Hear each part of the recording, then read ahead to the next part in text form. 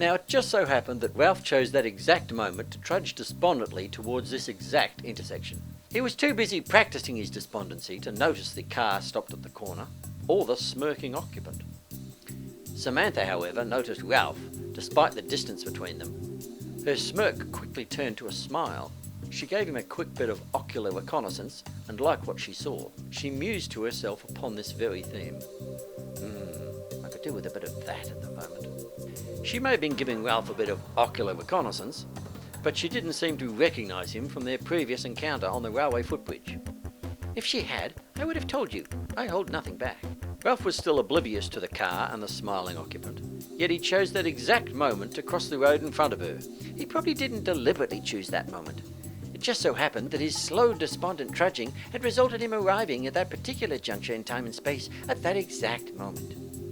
Things might have been very different if he had been walking at a brisk pace, cycling in Outer Mongolia, or hurtling down the road in a car trying to stop Bert from filming himself going to the toilet again. Whatever fates or gods or wacky coincidence conspired to bring these two together again at this precise moment, Ralph was still oblivious to it all. He trudged across the road, practising Book 2 of expressions for despondent single rail fans locked hopelessly in a boring dead-end job. He didn't really need to practice these, as he was an expert in this department. Samantha knew nothing of his expertise, as she was too busy admiring the physical form as he passed by.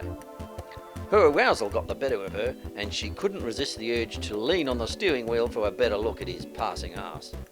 As she did so, her hand accidentally turned on the car radio. I told you that the dial had accidentally been set to the mind drive setting, hadn't I? Yes, I'm sure I did. As she accidentally turned on the radio, her chest accidentally leant on the car horn with sonic results. Did I mention the amplitude of her chest? It wasn't hard for her to press things in this way. Was she doing it deliberately? Would she use it to attract his attention and then shout a cheeky, "G'day, sexy ass"? Was she this sort of brazen woman? Let's find out. Ralph was close enough to the car to hear this car horn. In fact, he was too close to the car, and its sonic assault resulted in him jumping with surprise. He practically jumped out of his skin. Samantha probably would have preferred that he jumped out of his pants instead. She was suddenly made aware that he was looking at her when he shouted at her with his surprise anger. "What the—" He was really shouting to himself rather than at her. The driver of the car could have been a big hairy guy covered in muscles that were covered in tattoos. Ralph certainly didn't want to say anything that might offend such an individual. Nevertheless, he did enunciate and pronunciate rather angrily, and she did hear it. She didn't need to hear any more, as she intuitively concluded the rest of that rather truncated sentence. She quickly realised her mistake and leant out of the window. Her face was now running through a few apologetic looks that she had found in a book of expressions for apologetic young ladies in cars. She practised these expressions on Ralph. Sorry. Ralph had by now realised that she wasn't a big hairy guy covered in tattooed muscles. He was beginning to realise that she was in fact a beautiful young lady. He didn't realise that she was the one from the footbridge. That fact eluded him as well. Despite her overt beauty and his fondness for such female outward manifestations, he was rather unconvinced by her less than growling apology. He may have felt that it needed more rehearsal, and would give her only a 6 out of 10. At this rate, she would surely be eliminated in the next round of So You Think You Can Apologise. Fortunately, this wasn't a real game show, so Ralph kept all these thoughts to himself. He simply practised a dismissive look at her. That's okay. Ralph's expression and voice may have dismissed her transgression casually, but from the mind drive in her car came a different response. He still didn't recognise her from the previous encounter either. He didn't say to himself, "Hey, it's that Miranda Kerr tribute band." If he had done that, it would have changed the circumstances somewhat. His angry voice on the mind drive clearly could have changed circumstances as it grumbled angrily to himself. "Stupid bitch! What are you beeping me for? I've got the bloody right of way." Samantha didn't notice the expletive coming from her radio, so she naturally assumed that he had said it out loud. She leant out of the window again, but had stopped being apologetic by now. She was now rather annoyed by his reaction. She could see he wasn't a big hairy guy covered in flexing tattoos, but was a little frightened he might explode in a fit of road rage at her. The traffic on the main road was still busy, so she couldn't have simply made a quick getaway to avoid his wrath. There was also the fact that she didn't want to make a quick getaway at this moment. Samantha tried not to show that she was annoyed and a little frightened. There was definitely a hint of defiance about her. "What did you say?" Ralph had started to turn away so he could continue trudging. He now turned back to face her again, rather annoyed by her question. When he answered her, she heard his voice coming directly at her from the street, but also from the mine drive at the same time. The mine drive was louder and closer, so it made his actual voice a little bit behind. This created a slight echo effect. Apparently, thought waves travel faster than sound waves. Who knew? Ralph frowned at her, but tried to remain calm. I said it's okay. Okay? Ralph stopped talking and grimaced at her with continued annoyance. His thoughts, however, continued to proclaim themselves from the car speakers.